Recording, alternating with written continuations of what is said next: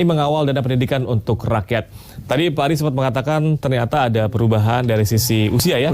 Kalau di sebelumnya 7 sampai 12 tahun dan di KJP Plus ini 6 sampai 21 tahun. Nah, Bu Lili, yang dipertanyakan adalah kalau dari sisi umur sudah naik, apakah memang nominalnya juga mengalami kenaikan? Ya, betul.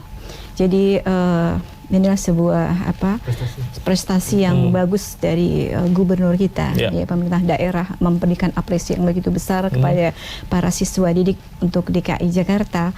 Ya besarannya itu bervariasi. Ya misalnya kayak SD, ya itu diberikan 250.000 gitu kan. Kemudian kalau SMP itu 300.000. Kemudian itu SMA per bulannya, Bu? Per bulan. Baik. Ya. Kemudian SMA itu 420.000. Kemudian SMK 450.000, ya. Kemudian PKBM itu 300.000 dan semua itu diberikan per semester. Baik. Gitu. Bahkan ada lagi sekarang kan ada kartu mahasiswa unggul ya. Itu juga ketika dia masih di SMK atau mungkin di SMA kelas 12 itu ditambah menjadi 500.000 lagi. Baik. Ya. Kalau Pak Ari sendiri melihat adanya kenaikan nominal ini, itu kami mengapresiasi sekali, Mas. Sangat mengapresiasi. Tapi terlepas dari peningkatan secara nominal ya, kalau bisa kualitasnya juga ditingkatkan. Seperti yang kami tadi sampaikan, informasi dari masukan dari guru-guru di lapangan, kalau bisa yang menginput data itu bukan guru, tapi ya itu sih. Baik. Tapi kalau terkait dengan tadi diskresi dari kepala sekolah, itu sudah sangat bagus sekali, Mas.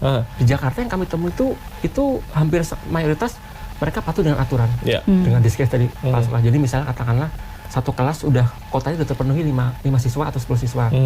Dengan diskresi kepala sekolah tadi, yang 10 orang itu tadi berkurang atau bisa bertambah, Mas. Baik. Itu kan suatu hal yang luar biasa sekali. Bu Lili, kalau tadi kita melihat nominal yang memang bisa dikatakan didapatkan setiap bulannya. Kalau kita lihat dari misalkan dari sekolah dasar begitu atau SD ya, 250.000 per bulannya. Apakah memang nominal ini dirasa sudah cukup untuk mengcover semuanya?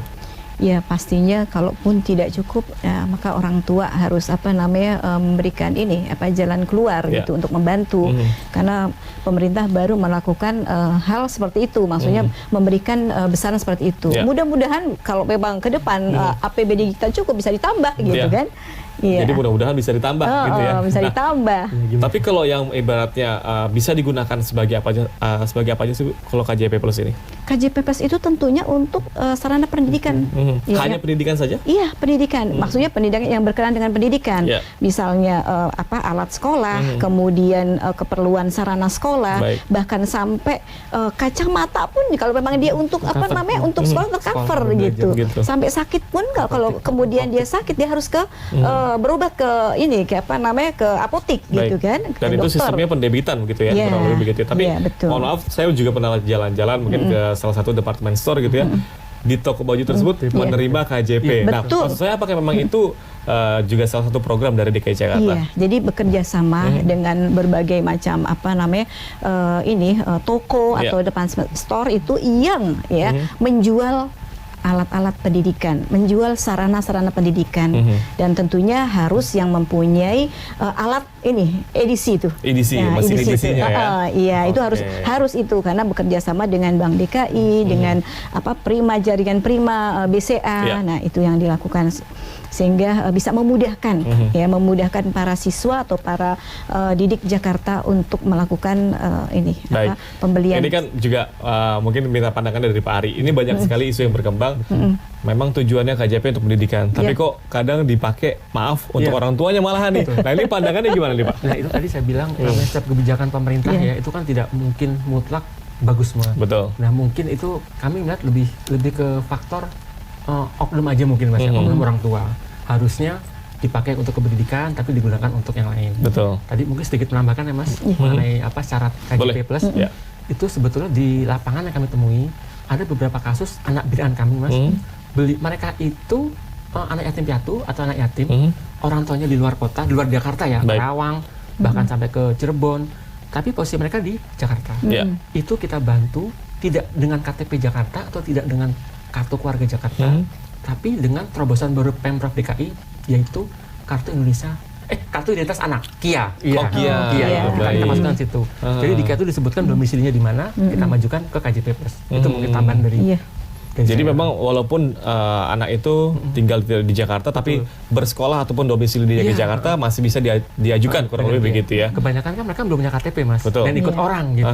Itu nah, Bu Lili, ini balik lagi masalah pengaduan.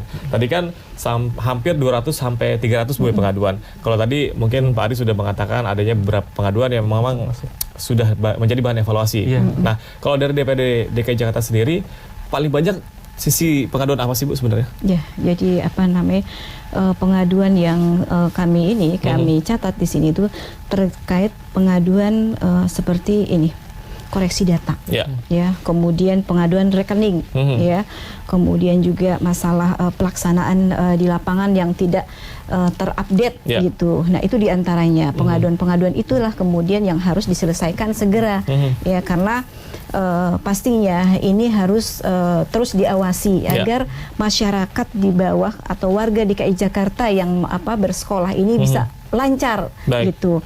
Nah, dengan adanya sistem ini si Kladimas ini kita berharap gitu pemerintah DKI Jakarta melalui para aparatnya ya segera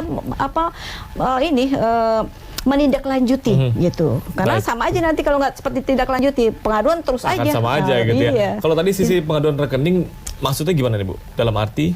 Ya mungkin misalnya dia belum masuk rekeningnya atau mungkin juga kok di rekeningnya kok berbeda gitu ya, berbeda angkanya misalnya gitu. Tuh salah satunya adalah pengaduan itu. Karena kemarin ketika saya turun di lapangan juga ada yang mengadu, beberapa sekolah wali murid mengadukan kok saya sekarang udah SMP, dulu SD dapat 2,5 kok masih SD. Nah, itu kan perlu ditindaklanjuti, pembaharuan, mungkin perlu pembaharuan data.